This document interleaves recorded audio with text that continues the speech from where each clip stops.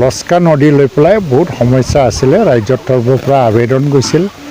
আমাৰ কোকৰাঝাৰ যিটো soil conservation ডিভিজনৰ DO তেতিয়া মিলি আছিল, এতিয়া দেউৰী আছে, তেখেতসকলেও এটা প্ৰপ'জাল পঠাই দিছিল। এই মৰ্মে এই 2025-26 চনৰ যিটো বিত্তীয় বৰ্ষ ইয়াত 66 লাখ পুঁজি ধাৰ্য কৰা হৈছে। ইয়াৰ দ্বাৰা দি জিঅ' বেগৰ দ্বাৰা এটা প্ৰটেকশ্যনৰ কাম হ'ব। লস্কাৰ মানে নদীৰ যিটো এম্বেংমেণ্ট জিঅ' বেগিং হ'ব আৰু ইয়াৰ দ্বাৰা দি ইয়াত বহুত কেইবাশ বিঘা যিটো খেতি মাটি তাৰ মানে প্ৰটেকশ্যন হৈ যাব আৰু গাঁৱৰ প্ৰটেকশ্যন হৈ যাব। মই ভাবিছোঁ যে কামবিলাক ভাল হ'লে ইয়াত কৃষিজীৱী ব্যক্তি কৃষকসকলৰ কাৰণে যথেষ্ট উপকৃত হ'ব আৰু এই গাঁৱৰ প্ৰতি যিটো এটা ভাবুকি আহিছিল ইৰচন বা খহনীয়াক লৈ পেলাই এইটো ৰোধ হ'ব। দতমা অঞ্চলত আজি মই আকৌ গুমবিল গাঁৱৰ ডাববিলত এনেধৰণৰ এটা আধাৰশিলা দিবলৈ গৈ আছোঁ। এইটো 34 লাখ টকাৰ আৰু এটা ডাঙৰ বিল আছিলে, গাঁৱৰ বিল, এইটো পুনৰ উদ্ধাৰৰ কাৰণে। আকৌ কেইদিনমান আগত বাটাবাৰী গাঁৱত মলানদেৱী বাটাবাৰীত 74 লাখৰ এইটো ডাঙৰ যিটো লঙা বিল বুলি কোৱা হয়, এই বিলটো পুনৰ উদ্ধাৰৰ কাম কাজ এতিয়াও চলি আছে। আপোনালোকে গৈ পেলাই চাব পাৰে যদি খুব মানে কাম চলি আছে, ভালেই চলি আছে। তাৰ বাহিৰেও মানে আমাৰ সৰু সৰু কামবিলাক আছে দতমা অঞ্চলত। আজি 5 বছৰ কালত ছয়েল কনজাৰ্ভেশ্যন ডিপাৰ্টমেণ্টৰ অধীনত দতমা অঞ্চলতো বহুতখিনি কাম কৰা হ'ল।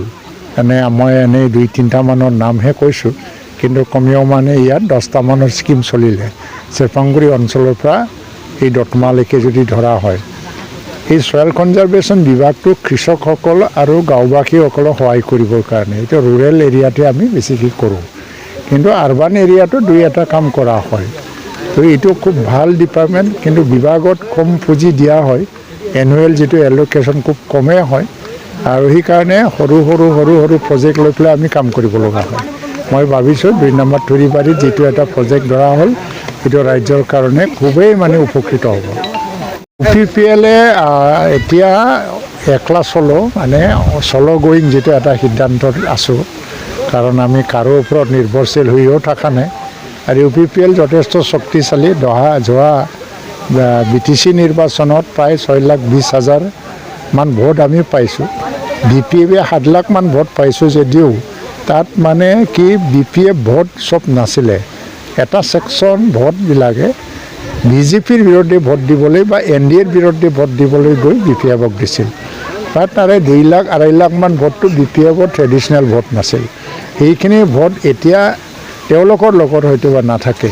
সেইকাৰণে আমিও আলোচনাটো চলাই আছোঁ, কিন্তু সন্মানজনক এটা স্থিতি আমি পজিশ্যন পাব লাগিব। কাৰণ আমাৰ 7জন চিটিং MLA আছে, তেওঁলোকক যদি আমি স্থান দিব নোৱাৰোঁ, কাৰোবাৰ লগত মানে এলায়েন্স কৰাৰ কোনো প্ৰশ্নও নাই।